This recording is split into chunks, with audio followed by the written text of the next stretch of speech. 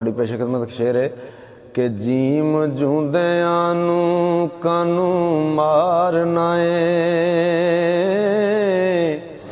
जे कर मोया नू नहीं जगाउण जोगा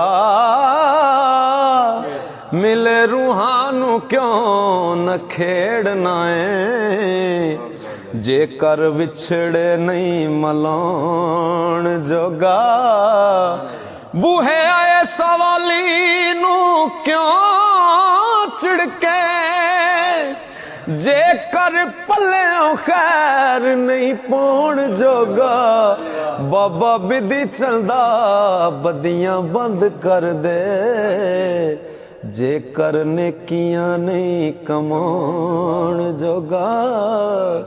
भाई रऊफ साहब, भाई हसन साहब और भाई हसन साहब, अल्लाह पाक तुहानू सब नू सलामत रखे। बहुत शुक्रिया जी, जज़ाकल्लाह।